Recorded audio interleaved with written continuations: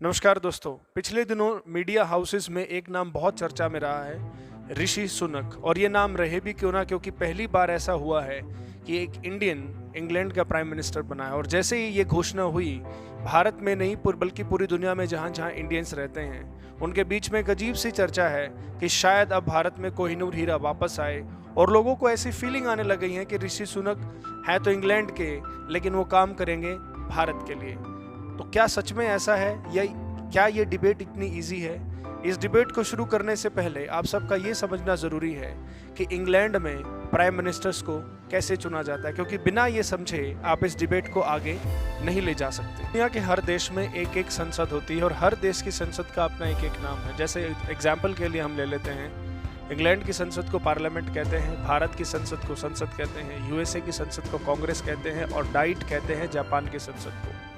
और हर देश की संसद में अलग अलग हाउसेस होते हैं। भारत की ही तरह इंग्लैंड के पार्लियामेंट में भी दो हाउसेस होते हैं। जैसे भारत की संसद में लोकसभा राज्यसभा होती है, वैसे ही इंग्लैंड की संसद में भी हाउस ऑफ कॉमन्स और हाउस ऑफ लॉर्ड्स होते हैं। यानी कि इंग्लैंड की संसद में भी दो हाउस होते हैं और भारत की संसद में भी दो हाउस होते हैं। भारत की संसद में प्रेसिडेंट ऑफ इंडिया भी होते हैं, ठीक उसी तरीके से इंग्लैंड की संसद में वहाँ की रानी या राजा भी होता है। तो इस तरीके से इंग्लैंड की संसद में House of Commons, House of Lords और रानी या राजा होता है। क्योंकि अब क्वीन एलिजाबेथ नहीं है तो वहाँ पर अब चार्ल्स III को आप कंसिडर कर सकते हैं। दोस्तों, इंग्लैंड में मेनली दो पॉलिटिकल पार्टी हैं जो बहुत फेमस हैं। एक है कंजर्वेटिव पार्टीज और दूसरी है लेबर पार्टी। जैसे भारत में बीजेपी और कांग्रेस हैं, वैसे ही इंग्लैंड में लेबर पार्टी और कंजर्वेटिव पार्टी मेन दो पॉलिटिकल पार्टीज, और इन्हीं के बीच में घमासान चलता रहता है। आपको जान के बड़ी हैरानी होगी कि 2010 से कंटिन्यूअसली कंजर्वेटिव पार्टी ही इंग्लैंड में रूल कर रही है। मोटे तौर पर देखा जाए, इंग्लैंड में जिसकी भी सरकार बनती है, चाहे कंजर्वेटिव की सरकार बने या लेबर पार्टी की सरकार बने, जो भी सरकार बनती है वो सरकार हाउस ऑफ कॉमन्स के लिए रिस्पॉन्सिबल होती है। यानी कि कोई भी जवाब अगर सरकार को देना होता है देश को, तो वो हाउस ऑफ कॉमन्स में जाके देते हैं। ठीक उसी तरीके से जैसे भारत में सरकार लोकसभा के प्रति उत्तरदायी होती है। दरअसल मैं सीधे रूप से अगर आपको कहूँ कि इंडिया में जो पार्लियामेंट्री सिस्टम है वो देन है ब्रिटिश पार्लियामेंट्री सिस्टम की। जैसा मॉडल इंग्लैंड में चलता है हूबहू वैसा ही मॉडल भारत में भी चलता है। हाउस ऑफ कॉमन्स में लगभग 650 सदस्य हैं, 650 MP हैं। आप यूँ समझ लीजिए, ये 650 MPs England, United Kingdom, Wales और नॉर्थ आयरलैंड से चुने जाते हैं। अगर आपको ये डाउट है कि नॉर्थ आयरलैंड क्या है, इंग्लैंड क्या है, यूनाइटेड किंगडम क्या है, तो आप मेरे चैनल पर मेरी ये वाली वीडियो जाके देख सकते हैं, जिसमें मैंने डिटेल में बताया है कि UK, England, United Kingdom, North Wales, इन सब का क्या मतलब है। आप जाके ये वीडियो चेकआउट कर सकते हैं, मैं इसका लिंक डिस्क्रिप्शन में भी डाल दूंगा। 650 MPs जो अलग अलग हिस्सों से चुने जाते हैं और एक सीट एक MP के बराबर होती है। इनके लिए आम पब्लिक वोट करती है और EVM का इस्तेमाल नहीं किया जाता, इनके लिए बैलेट पेपर का इस्तेमाल किया जाता है। तो इस तरीके से जिस पार्टी को सबसे ज़्यादा सीट्स हाउस ऑफ कॉमन्स में मिलती हैं वही पार्टी सरकार बनाती है। जैसे एग्जाम्पल के लिए अभी कंजर्वेटिव पार्टी के पास 356 सीट्स हैं 650 में से। वैसे अगर मेजॉरिटी की बात करें, बहुमत का आंकड़ा, तो 650 में से जो पार्टी सबसे पहले 326 मेंबर्स यानी कि 326 सीट जिस पार्टी के पास होती हैं, उसी पार्टी की सरकार इंग्लैंड में बनती है और उसी पार्टी से एक सदस्य को यानी कि एक MP को प्रधानमंत्री की ड्यूटी दी जाती है। अब बात करते हैं कि इंग्लैंड का प्राइम मिनिस्टर कैसे चुना जाता है। जैसे भारत का प्राइम मिनिस्टर बनने से पहले एक व्यक्ति को MP बनना होता है, उसी तरीके से इंग्लैंड में भी प्राइम मिनिस्टर बनने से पहले उसे इंग्लैंड का एक MP बनना होता है। ठीक है, यानी कि इन 356 मेंबर्स में से कोई भी खड़ा हो सकता है प्रधानमंत्री के चुनाव के लिए। भारत में प्रधानमंत्री के लिए चुनाव नहीं होता, लेकिन इंग्लैंड में होता है। तो 356 मेंबर्स में से जिसको PM के इलेक्शन के लिए खड़ा होना होता है वो खड़े हो जाते हैं। लेकिन कंडीशन एक है, मान लीजिए इलेक्शन में 3 मेंबर खड़े हो गए हैं या 2 मेंबर खड़े हो गए हैं, तो कम से कम हर मेंबर को नॉमिनेशन करने के लिए 100 MPs का सपोर्ट चाहिए होता है। तो अब इस केस में 3 मेंबर्स इलेक्शन के लिए खड़े थे, जिसमें से एक ऋषि सुनक थे और इनको सबसे पहले 100 MPs का सपोर्ट मिला था। तो सबसे पहले ये जो 356 MPs हैं ये वोट डाल के तय करते हैं कि हाँ, ये इंग्लैंड का प्राइम मिनिस्टर बनेगा। साथ में कंजर्वेटिव पार्टी के लगभग 1,60,000 रजिस्टर्ड वोटर्स हैं, या यूँ कह लीजिए रजिस्टर्ड वोटर की बजाय मैं यहाँ पर रजिस्टर्ड मेंबर्स कहना ज़्यादा पसंद करूँगा।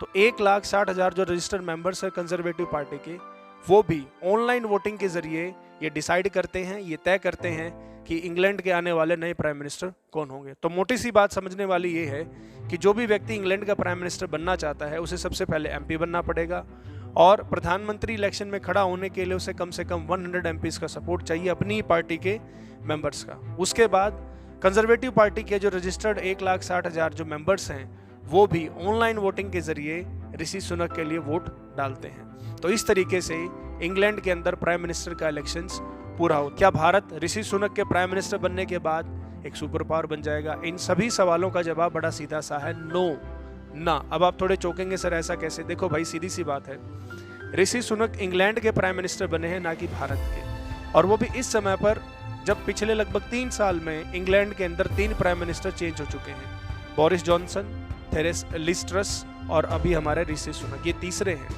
तो इंग्लैंड खुद अभी बहुत सारी प्रॉब्लम से जूझ रहा है, एक एक करके जानते हैं। उसके बाद आप खुद आइडिया लगाइएगा कि क्या ऋषि सुनक की स्टेट में है कि वो भारत की कोई मदद कर पाए। सबसे पहले भारत को अपनी मदद खुद करनी पड़ेगी, उसके बाद दूसरों की तरफ उसे देखना चाहिए। इंग्लैंड में दोस्तों सबसे पहले अभी भयंकर पावर क्राइसिस चल रहा है, भयंकर लेवल पर पावर शॉर्टेज चल रही है, क्योंकि रशियन और यूक्रेन का जो डिस्प्यूट है उसकी वजह से जो गैस सप्लाई है उसमें कट हैं बहुत भयंकर लेवल पर, और गैस में कट ऑफ होने की वजह से जो फूड प्राइसेस हैं वो काफ़ी बढ़ गई हैं, और हालत यहाँ तक खस्ता हो चुकी है कि स्कूल्स के अंदर जो बच्चे पढ़ते हैं मजबूरन स्कूल वालों को फीस बढ़ानी पड़ रही है, क्योंकि वो फूड अफोर्डेबल नहीं हो रहा है। और ये उन इंडियंस के लिए भी एक चौंकाने वाली बात है या फिर चिंता वाली बात है जिनके बच्चे इंग्लैंड में 8, 9, 10th क्लासेस में या हायर स्टडीज़ में पढ़ते हैं, क्योंकि उनकी फ़ीस हो सकता है बढ़ जाए।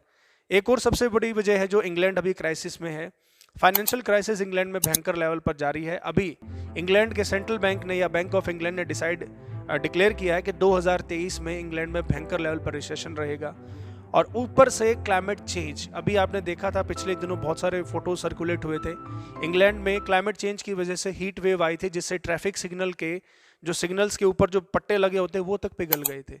तो इंग्लैंड अभी खुद फाइनेंशियल क्राइसिस में है, बैंकरप्सी की तरफ जा रहा है, फूड क्राइसिस है, पावर क्राइसिस है, और पावर क्राइसिस के साथ में यहाँ तक पब्लिक प्रोटेस्ट कर रही है कि लोग लिटरली सड़कों पर निकल के आ रहे हैं और कैंपेन चला रहे हैं, पे नो पावर बिल्स। तो जब दोस्तों इंग्लैंड में इतने सारे भयंकर क्राइसिस चल रहे हैं तो आप कैसे उम्मीद कर सकते हैं कि ऋषि सुनक इंडियंस के बारे में कुछ अच्छा करेंगे? और एक बात और बता दो, वीडियो के स्टार्टिंग में मैंने आपको बताया था ऋषि सुनक कंजर्वेटिव पार्टी से आते हैं। ये वही पार्टी है जिस पार्टी से विंस्टन चर्चिल प्राइम मिनिस्टर थे, ये वही पार्टी है जिस पार्टी से लॉर्ड स्टैनले प्राइम मिनिस्टर थे, ये वही पार्टी है जिससे मार्गरेट थैचर प्राइम मिनिस्टर थी इंग्लैंड की, ये वही पार्टी है जिससे डेविड कैमरून इंग्लैंड के प्राइम मिनिस्टर बने थे। और मैं आपको याद एक और दिला दूं, विंस्टन चर्चिल ये वही प्राइम मिनिस्टर हैं इंग्लैंड के जिन्होंने बंगाल के अंदर करीब 30 लाख लोगों को जानबूझकर मारा था। सेकेंड वर्ल्ड वॉर के टाइम पे विंस्टन चर्चिल इंग्लैंड के प्राइम मिनिस्टर थे और उन्होंने सारा अनाज इंग्लैंड में भारत से मंगवा लिया था, जिसके कारण 30 लाख लोग मारे गए, भयंकर लेवल पर अकाल पड़ा। और मीडिया ने जब विंस्टन चर्चिल से ये पूछा कि भारत में अकाल की वजह से 30 लाख लोग मारे गए, तो क्या आपको नहीं लगता कि इंग्लैंड के लिए शर्म की बात है? तो विंस्टन चर्चिल का जानते हैं क्या जवाब था? विंस्टन चर्चिल ने कहा था कि अभी तक फिर गांधी क्यों नहीं मरा, अगर ऐसा है तो ज़्यादा उम्मीद मत लगाइएगा, क्योंकि कंजर्वेटिव पार्टी की जो आइडियोलॉजी है वो बिल्कुल डिफरेंट है। आपके कंधों के ऊपर जो 1.5 किलो का भार है, जो दिमाग है, इसका इस्तेमाल करिए, न्यूज़ को एनालाइज करिए, और जितने भी न्यूज़ चैनल्स हैं हो सके तो इनको देखना बंद करिए।